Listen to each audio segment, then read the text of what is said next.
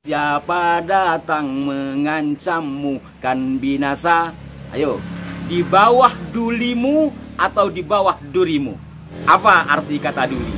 Monggo dicari. Dan lebih parah lagi, Saul adalah hari peringatan kewafatan. Ini kok malah ada haul yang diatasnamakan pada kota Solo, haul Solo, haul Gresik. Baru-baru ini ada haul Gubah Ampel. Merusak tatanan bahasa adalah penodaan atas Sumpah Pemuda. Tidak mudah memiliki bahasa. Assalamualaikum warahmatullahi wabarakatuh. Salam jumpa, salam sejahtera untuk Anda semua. Salam persaudaraan dari kami Aras9 Channel. Saudara-saudaraku sekalian, bahasa adalah alat komunikasi, mempermudah kita interaksi, mempermudah kita mengetahui sesuatu yang harus diketahui. Dan bahasa juga menjadi patokan atas satu hal, sehingga tidak terjadi silang sengkarut untuk mengetahui satu titik persoalan dari bahasa. Maka berbahagialah dan berbanggalah bangsa Indonesia yang memiliki bahasa persatuan, bahasa Indonesia. Dan harus diingat, untuk memiliki peristilahan atau frasa bahasa Indonesia ini tidak mudah. Butuh waktu berdebat antar kaum muda pada 1926 saat terjadi Kongres Pemuda pertama. Seorang pemuda intelektual yang juga seorang jurnalis berasal dari Madura, Muhammad Tabrani, yang pada saat itu juga beliau menjadi ketua Kongres Pemuda pertama 1926, sempat terjadi perdebatan dengan Pak Yamin dan anggota Kongres lainnya ketika menetapkan atau merancang susunan kalimat yang antara lain kemudian menyepakati bahwa kita adalah bangsa yang satu, bangsa Indonesia. Bertumpah darah yang satu, tanah air Indonesia. Nah, ketika bahasa apa? Disinilah kemudian terjadi perdebatan. Bangsa satu, bangsa Indonesia. Oke. Bertumpah darah yang satu, tanah air Indonesia. Siap. Tapi ketika bahasa menggunakan istilah apa? Ada usulan agar menggunakan bahasa Melayu, karena memang bahasa Melayu sangat dikenal ya. Jadi kalau umpama kita ketemu orang-orang tua ya, yang masih hidup di masa Jepang atau Belanda, itu menggunakan istilahnya bahasa Melayu. Di Madura disebutnya Cak Melaju atau bahasa Melayu. Selain bahasa Melayu adalah bahasa Jawa. Tapi bagaimana bahasa Jawa yang memiliki banyak tingkatan ya, mulai dari yang ngoko, kromo andap, kromo madya, kromo inggil, bagaimana bisa menjadi bahasa persatuan? Sementara bahasa Melayu, bagaimana kita menggunakan bahasa Melayu? Sementara Melayu adalah suku yang berada di negeri ini juga berada di negeri yang lain, Malaysia juga di Brunei. Maka dengan cerdasnya Bapak Muhammad Tabrani mengusulkan hal itu, dan alhamdulillah setelah terjadi perdebatan disepakati menjunjung tinggi bahasa persatuan, bahasa Indonesia. Berkenaan dengan hal ini sudah beberapa kali kami ungkap pada tahun yang lalu dengan harapan kita mengerti bahwa kita memiliki bahasa Indonesia. Dari siapa istilah itu, bagaimana proses pembuatan frasanya, dan jangan kemudian kita merusak bahasa Indonesia itu. Dan harapan pula semoga Pak Muhammad Tabrani bisa dikukuhkan sebagai pahlawan nasional. Alhamdulillah sekitar 2 tahun ya kami mengulas itu. Kemudian 1 tahun yang lalu atau 2 tahun yang lalu beliau ditetapkan sebagai pahlawan nasional. Alhamdulillah. Setelah Kongres Pemuda pertama 1926 itu belum ada putusan, masih dalam rancangan, karena kongres ini berlanjut 2 tahun kemudian 1928. Jadi pada Kongres Pemuda yang kedua 1928 itulah yang kemudian melahirkan Sumpah Pemuda. Dan itu pun karena cerdiknya Bapak Muhammad Yamin. Jadi persoalan 3 kalimat tersebut yang ada dalam Sumpah Pemuda itu tidak dibahas dari awal, dari beberapa hari kongres itu. Beliau sampaikan jelang-jelang akhir, sehingga tidak ada kesempatan anggota untuk melakukan usulan atau hal-hal lain yang sekiranya dapat merubah dari rancangan 3 kalimat yang kita kenal dengan Sumpah Pemuda itu. Disepakati. Dengan demikian kita memiliki bangsa yang satu, bangsa Indonesia, tanah air yang satu, tanah Indonesia, dan bahasa yang satu, bahasa Indonesia.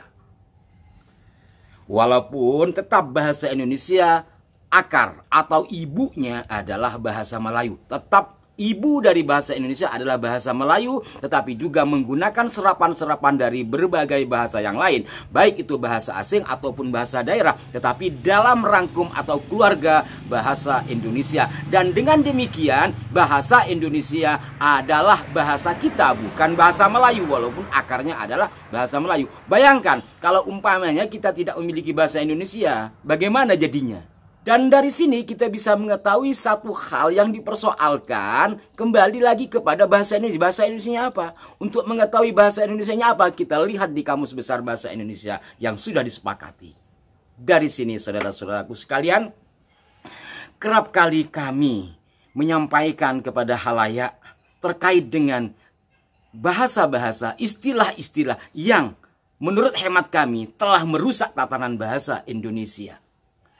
Yang sering kami sampaikan adalah peristilahan dukun yang disamakan dengan kahin oleh MUI dan oleh sebagian orang. Padahal apabila kita melihat pada akar kata dukun, juga kepada yang telah ditetapkan dalam Kamus Besar Indonesia, bukan kahin. Kecuali itu saudara-saudaraku sekalian, banyaknya bahasa asing yang masuk ke negeri ini melalui media sosial ini juga telah merusak tatanan bahasa Indonesia. Banyak kosakata yang sudah tidak dipakai. Bahkan ada kosakata yang kerap disampaikan tapi tidak tahu. Satu misal, saya kasih contoh. Dalam lagu Yalal Waton, versi bahasa Indonesianya kan ada kalimat, siapa datang mengancammu kan binasa. Ayo, di bawah dulimu atau di bawah durimu. Ada yang menyebut di bawah durimu. Dalam teks yang kami baca, di bawah dulimu. Apa arti kata duli? Monggo dicari. Kata duli ini ada dalam lagu itu, berarti dulu biasa dipakai, tapi sekarang hanya disampaikan. Banyak yang tidak tahu arti dari kata duli. Silakan, ayo PR buat Anda untuk mencari arti kata duli.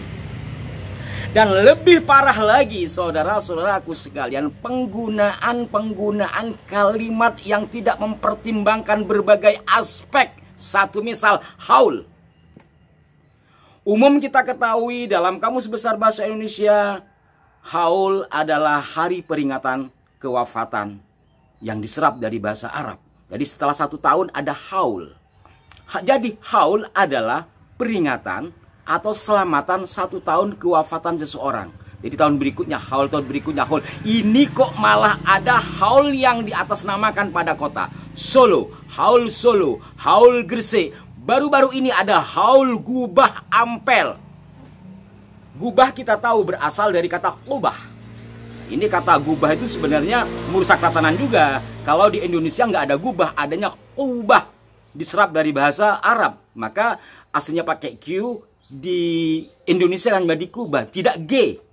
G bukan ejaan kita. Maka kalau Anda orang Indonesia jangan menggunakan G menurut hemat saya. Tetap menggunakan yang disepakati oleh ahli bahasa.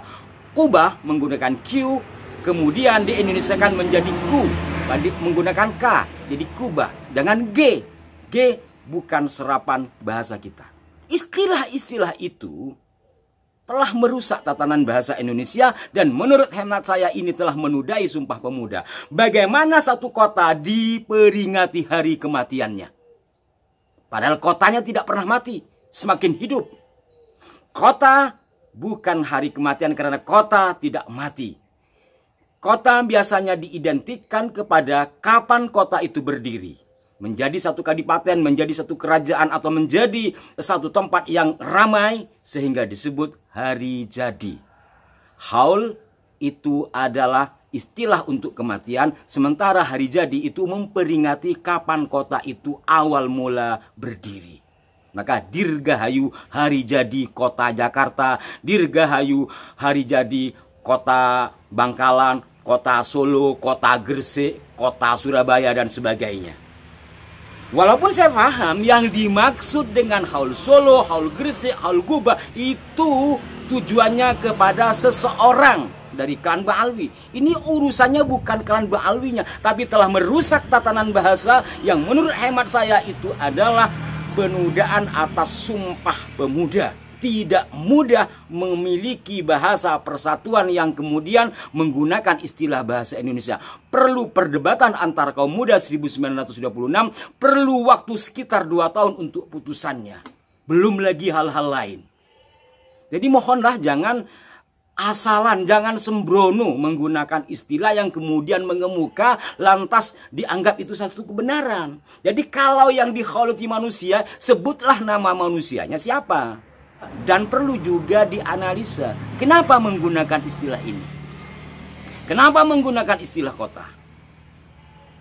Untuk seseorang atau mungkin sekian orang. Kenapa menggunakan itu? Itu bisa saja dengan tujuan menjadi ikon bahwa dialah pendirinya, bahwa dia tokoh besar di daerah itu. Padahal siapa dia? Dari sisi ini telah meluluh lantakkan sejarah bangsa. Dari sisi peristilahan telah menudai bahasa kita, bahasa Indonesia. Kalau saudara-saudaraku kaum NU khususnya tiap hari menyanyikan lagu Hubbul Watan Minal Iman, mencintai tanah air bagian dari iman, bahasa Indonesia adalah bahasa negeri kita. Apakah mencintai bahasa Indonesia bukan bagian dari iman? Nah, apabila menudai bahasa Indonesia, bukankah dengan demikian sama halnya kita telah menudai iman dalam pengertian Hubbul Watan Minal Iman tersebut? Mohon kita renungi bersama, jangan asal-asalan di dalam membuat istilah atau hal apapun, karena kita hanya memakai yang sudah dipersiapkan, diperjuangkan oleh para pendahulu kita. Kok kita rubah-rubah, kok kita rusak-rusak? Marilah kita bergerak menggunakan jalan yang kita bisa untuk tetap menjaga negeri ini dari segala hal, termasuk dari sisi istilahan yang bernilai sejarah dan sisi-sisi yang lain yang akan tetap menjadikan negeri ini utuh. Mohon maaf jika ada kekeliruan. Selamat merayakan Hari Sumpah Pemuda 28 Oktober. Sampai jumpa. Wassalamualaikum warahmatullahi wabarakatuh.